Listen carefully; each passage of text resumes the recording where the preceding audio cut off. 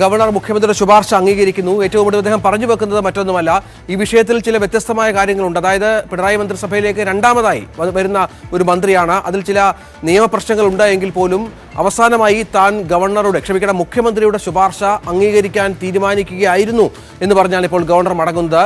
നേരത്തെ ന്യൂസ് 18 ആദ്യം റിപ്പോർട്ട് ചെയ്തതുപോലെ പിണറായി മന്ത്രിസഭയിലേക്ക് സജി ചെറിയാൻ തന്റെ രണ്ടാം വരവ് നടത്തുന്നു എന്നുള്ളതാണ്. നാളെ വൈകിട്ട് 4 മണിക്ക് സത്യപ്രതിജ്ഞ നടക്കും. അല്പം മുമ്പ് സജി ചെറിയാനെ നമ്മൾ മാധ്യമങ്ങൾ കണ്ടപ്പോൾ അദ്ദേഹം പറഞ്ഞത് ഔദ്യോഗികമായ ഒരു സ്ഥിരീകരണം ഇതുമായി ബന്ധപ്പെട്ട് കിട്ടിയിട്ടില്ല, ചീഫ് സെക്രട്ടറിയുടെ ക്ഷണം ഉണ്ടായിട്ടില്ല എന്നുള്ളതാണ്. പക്ഷേ ഇപ്പോൾ ഒരുപക്ഷെ അദ്ദേഹത്തിനും കാര്യങ്ങൾ വ്യക്തമായി കാണും. ഇന്ന് വൈകിട്ടോ മറ്റോ അദ്ദേഹം തിരുവനന്തപുരത്തേക്ക് തിരിച്ചേക്കും. സജി ചെറിയാൻ പിണറായി മന്ത്രിസഭയിലേക്ക് കടന്നു വരുന്നു. വി അരുൺ, ശരണ്യ സ്നേഹജനുണ്ട്. ശരണ്യ, ആദ്യം സജി ചെറിയാൻ മാധ്യമങ്ങളോട് പറഞ്ഞത് അദ്ദേഹത്തിന് സംബന്ധിച്ച വിവരങ്ങൾ കിട്ടിയിട്ടില്ല എന്നുള്ളതാണ്. ഇപ്പോൾ ഗവർണർ സ്ഥിരീകരിച്ചിരിക്കുന്നു ഇക്കാര്യം. നാളെ സത്യപ്രതിജ്ഞ ഉണ്ടാകുമെന്ന് അദ്ദേഹം പറയുന്നു. ഇക്കാര്യം സജി അറിഞ്ഞോ?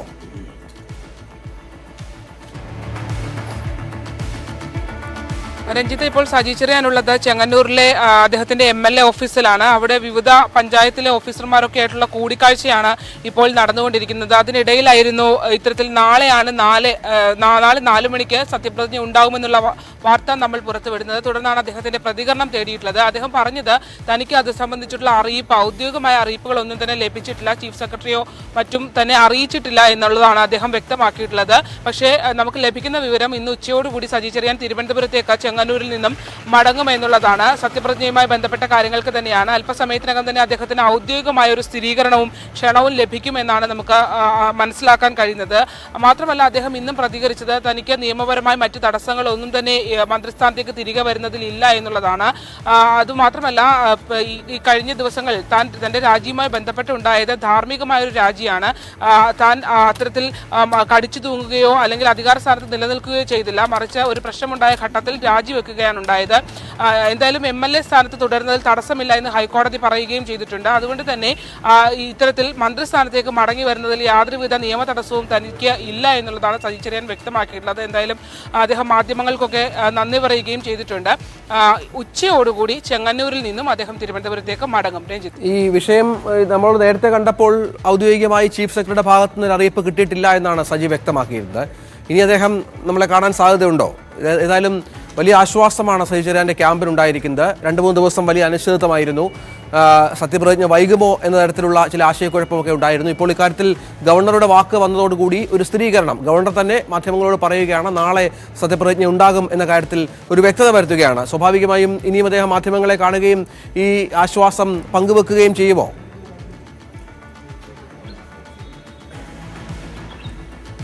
അദ്ദേഹം പറഞ്ഞത് സത്യപ്രതിജ്ഞയെ സംബന്ധിച്ചുള്ള കാര്യങ്ങളൊക്കെ തന്നെ ഈ മുഖ്യമന്ത്രി വിശദീകരിക്കും എന്നുള്ളതാണ് അദ്ദേഹം പറഞ്ഞത്. അക്കാര്യങ്ങൾ താനല്ല പറയേണ്ടത്, മുഖ്യമന്ത്രിയാണ് പറയേണ്ടതെന്നാണ് സജി ചെറിയാൻ പറഞ്ഞത്. നിലവിലത്തെ സാഹചര്യത്തിൽ അദ്ദേഹത്തിന് ഔദ്യോഗികമായ ഒരു ക്ഷണം സത്യപ്രതിജ്ഞയെ സംബന്ധിച്ച് ലഭിച്ചിട്ടില്ല.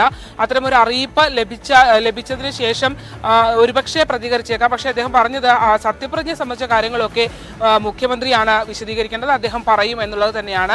പക്ഷേ നിയമപരമായി താൻ നേരിട്ട കാര്യങ്ങളെ സംബന്ധിച്ചും തനിക്ക് ഇനി നിയമ തടസ്സങ്ങൾ ഇല്ല എന്നുള്ളതിനെ സംബന്ധിച്ചുമൊക്കെ അദ്ദേഹം ഇന്നും വിശദീകരിക്കുകയുണ്ടായി. പ്രത്യേകിച്ച് ഹൈക്കോടതി അദ്ദേഹത്തിന് അനുകൂലമായി MLA സ്ഥാനത്തെ സംബന്ധിച്ചുള്ള വിധി അടക്കമുള്ള കാര്യങ്ങൾ അദ്ദേഹം ചൂണ്ടിക്കാട്ടുകയും ചെയ്തിട്ടുണ്ട്.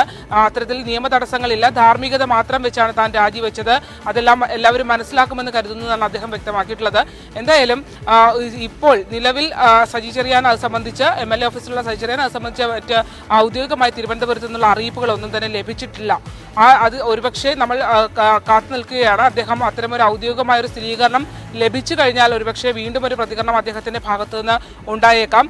എന്തായാലും സജി ചെറിയാൻ ക്യാമ്പുകളിൽ നിന്ന് നമുക്ക് മനസ്സിലാക്കാൻ കഴിയുന്നത് ഇന്ന് ഉച്ചയോടുകൂടി തിരുവനന്തപുരത്തേക്ക് സത്യപ്രതിജ്ഞയ്ക്കായി മടങ്ങുമെന്നുള്ളതാണ്.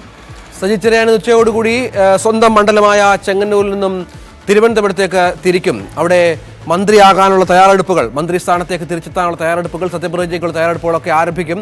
ഏതായാലും ഈ മന്ത്രിസ്ഥാനം രാജിവെച്ച ശേഷം നമ്മൾ പിറ്റേ ദിവസം മാധ്യമങ്ങളിൽ കണ്ട പ്രധാന ചിത്രം ഒരു കൈലിയുടുത്ത് സ്കൂട്ടറിൽ ചെങ്ങന്നൂർ നഗരത്തിൽ കൂടി യാത്ര ചെയ്യുന്ന സജി ചെറിയാനെ ആയിരുന്നു.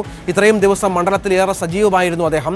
ഇപ്പോൾ രണ്ടാമതും മന്ത്രിയാകാനായി ഒരുക്കത്തിൽ അദ്ദേഹമുണ്ട്. പക്ഷേ മാധ്യമങ്ങളോട് കാണുമ്പോഴും ആ കാര്യത്തിൽ സ്ഥിരീകരിക്കുന്നില്ല എങ്കിൽ പോലും സജി ചെറിയാനോട് അടുത്ത വൃത്തങ്ങൾ ശരണ്യ സ്നേഹനോട് സൂചിപ്പിച്ചിരിക്കുന്നത് ഇന്ന് ഉച്ചയ്ക്ക് ശേഷം തിരുവനന്തപുരത്തേക്ക് സജി ചെറിയാൻ തിരിക്കും യാഥാർത്ഥ്യമായിരിക്കുമെന്നുള്ളതാണ്. അരുൺ, ഗവർണർ ഏതായാലും ഇക്കാര്യം സ്ഥിരീകരിച്ചു കഴിഞ്ഞു. നമ്മൾ ആദ്യം കൊടുത്ത ഒരു വാർത്ത അത് ഗവർണർ സ്ഥിരീകരിച്ചു കഴിഞ്ഞു. ഗവർണർ ചില പ്രശ്നങ്ങളുണ്ട് എന്ന് പറഞ്ഞു വെക്കുകയും ചെയ്യുന്നു. എന്താണ് ഗവർണർ ഇത്തരത്തിൽ അന്തിമമായ ഒരു തീരുമാനത്തിലെത്താൻ സാഹചര്യം ഒരുങ്ങിയത്? മുഖ്യമന്ത്രി നൽകിയ ഒരു ശുപാർശ അത് പിടിച്ചു വെക്കുന്നതിലൂടെ മറ്റ് ചില പ്രതിസന്ധികളിലേക്ക് സർക്കാരിനെ കൊണ്ടെത്തിക്കേണ്ട തീരുമാനം രാജ്ഭവൻ ഉണ്ടായത് എങ്ങനെയാണ്?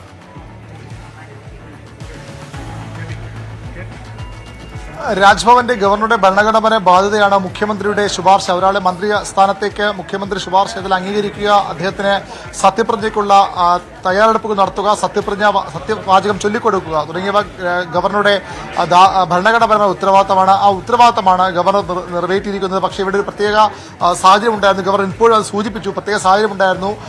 എങ്കിലും ഇത്തരം വിഷയങ്ങളിൽ മുഖ്യമന്ത്രിയുടെ ഉപദേശമാണ് എനിക്ക് ബൈൻഡിങ്, അതായത് ഞാൻ ചെയ്യാൻ ബാധ്യസ്ഥനായത് മുഖ്യമന്ത്രി ഉപദേശമാണ്. അത് അനുസരിച്ചാണ് തന്റെ ഭരണഘടനാപരമായ ബാധ്യത നിറവേറ്റുകയാണ് താനെന്ന് ഗവർണർ വ്യക്തമാക്കുന്നു. തനിക്ക് പറയാനുള്ള കാര്യങ്ങൾ, സജി ചെറിയാന്റെ വിഷയത്തിൽ പ്രത്യേക സാഹചര്യം എന്താണ് എന്നുള്ളതൊക്കെ തനിക്ക് പറയാനുള്ള കാര്യങ്ങൾ മുഖ്യമന്ത്രിയെ അറിയിച്ചിട്ടുണ്ട്. ഇതാണ് ഗവർണർ വ്യക്തമാക്കിയത്. ഒരുപക്ഷെ മുഖ്യമന്ത്രി അദ്ദേഹം നേരിട്ട് ഫോണിൽ സംസാരിച്ചോ അല്ലെങ്കിൽ കത്തിലൂടെയാണോ മുഖ്യമന്ത്രി തന്റെ നിലപാട് അറിയിച്ചെന്ന കാര്യം ഇനിയും വ്യക്തമാകേണ്ടിയിരിക്കുന്നു. ഏതായാലും തനിക്ക് ഈ വിഷയത്തിലുള്ള ഒരു ആശങ്ക, അതൃപ്തി ഗവർണർ മുഖ്യമന്ത്രിയെ അറിയിച്ചിരിക്കുന്നു. അതിനുശേഷമാണ് സത്യപ്രതിജ്ഞയ്ക്കുള്ള അനുമതി അദ്ദേഹം നൽകിയത്.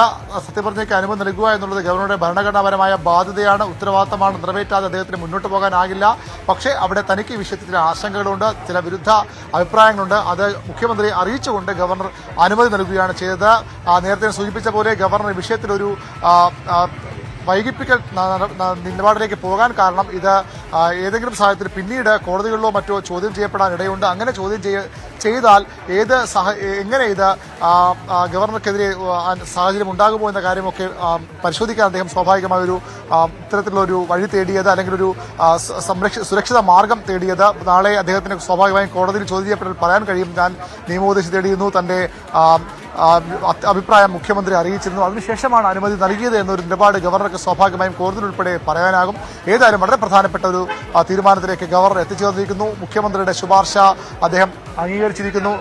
ഏതായാലും വളരെ പ്രധാനപ്പെട്ട തീരുമാനം. സർക്കാരിനും ആശ്വസിക്കാം, സർക്കാരിനും വിഷയത്തിൽ സർക്കാർ ആഗ്രഹിച്ച സമയത്ത് തന്നെ സജി ചെറിയാനെ മന്ത്രിസഭയിലേക്ക് മടക്കിക്കൊണ്ടുവരാൻ കഴിയുന്നു എന്നൊരു സാഹചര്യം കൂടിയുണ്ട്. ഇപ്പോൾ PC വിഷ്ണുനാഥ് MLA നമുക്കൊപ്പം ചേരുന്നു. ഈ വലിയൊരു ആശങ്ക സർക്കാരിന്റെ ഭാഗത്തുണ്ടായിരുന്നു, ഗവർണർ അനുമതി നൽകുമോ എന്നൊക്കെ പറ്റി. പക്ഷേ ഇപ്പോൾ സത്യപ്രതിജ്ഞയ്ക്ക് സജി ചെറിയാൻ അനുമതി കൊടുത്തു. എങ്ങനെയാണ് കാണുന്നത്?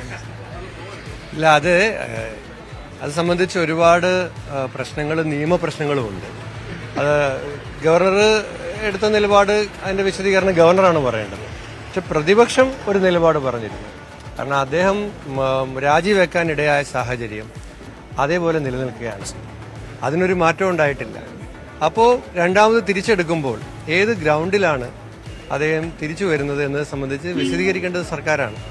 അതെനിക്ക് തോന്നുന്നില്ല ഇവിടെ കൊണ്ട് തീരുമെന്ന്. ഇന്നലെ ഇന്നൊക്കെ ഗവർണർ പറയുന്നത് ഒരു പ്രത്യേക കേസാണ് സഹിച്ചിട്ടുണ്ട്, പക്ഷേ അദ്ദേഹം തന്നെ അനുമതി കൊടുക്കുകയും ചെയ്തു. എന്താണ് ഗവർണറും പിന്നെ ഗവൺമെന്റുമായിട്ടുള്ള എല്ലാ കാര്യങ്ങളും പരിശോധിച്ചാൽ ഇതുതന്നെ സംഭവിച്ചിട്ടുള്ളൂ. വ്യത്യസ്തമായിട്ട് എന്താ സംഭവിച്ചിട്ടുള്ളത്?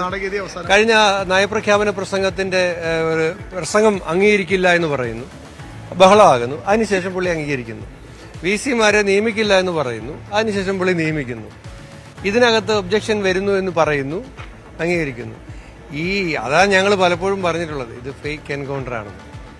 തീർച്ചയായും പ്രതിപക്ഷത്തിന്റെ, കോൺഗ്രസിന്റെ ഒരു പ്രതികരണം ഇതുതന്നെയാണ്. നേരത്തെ രമേശ് ചെന്നിത്തല പറഞ്ഞു വെച്ച് തുടങ്ങിയത് അതാണ്, അധാർമികമായ നടപടി, ഭരണഘടനാ നിയമവിരുദ്ധമായ നടപടി. ഇപ്പോൾ PC വിഷ്ണു അത് തന്നെ പറയുന്നു. സർക്കാരും ഗവർണറും തമ്മിൽ എല്ലാ വിഷയങ്ങളിലും ഉണ്ടാകുന്ന പോലുള്ള ഒരു ഒത്തുതീർപ്പ് ഫോർമുല തന്നെ ഇവിടെയും ഉണ്ടായിരിക്കുന്നു. ആദ്യം ഗവർണർ എതിർക്കുന്നു, പിന്നീട് അദ്ദേഹം തന്നെ അനുമതി നൽകുന്നു. ഇത് ഇവിടെ തീരില്ല എന്നൊരു മുന്നറിയിപ്പ് കൂടി PC വിഷ്ണു നൽകുന്നു. സ്വാഭാവികമായും കോടതികളിൽ വീണ്ടും ഇത് ചോദ്യം ചെയ്യപ്പെട്ടേക്കാം. ഇനി അവിടെയാണ് സർക്കാരും സജി ചെറിയാനും ഈ വിഷയത്തിൽ ഏതെങ്കിലും തരത്തിലുള്ള സമ്മർദ്ദം ഉണ്ടാവുമെങ്കിൽ അവിടെയാണ് അനുഭവിക്കേണ്ടി വരിക, അല്ലെങ്കിൽ അവിടെയാണ് ഇതിന്റെ തുടർ നടപടികളിലേക്ക് കടക്കേണ്ടി വരിക. ഏതായാലും ഇപ്പോൾ സർക്കാരിന്റെ ഭാഗം നിശ്ചയിച്ചിരിക്കുന്നു. ഗവർണർ ഈ അനുമതി നിഷേധിക്കും അല്ലെങ്കിൽ വൈകിപ്പിക്കും എന്ന തരത്തിലുള്ള തോന്നലുകൾ ഉളവാക്കിയ ശേഷം ഏതായാലും സജി ചെറിയാൻ നാളെ വൈകിട്ട് 4 മണിക്ക് മുഖ്യമന്ത്രിയായി സത്യപ്രതിജ്ഞ ചെയ്യും. ചെങ്ങന്നൂരിലെ സ്വന്തം മണ്ഡലത്തിൽ നിന്ന് അദ്ദേഹം തിരുവനന്തപുരത്തേക്ക് അല്പസമയത്തിനകം യാത്ര തിരിക്കുമെന്നാണ് മനസ്സിലാകുന്നത്.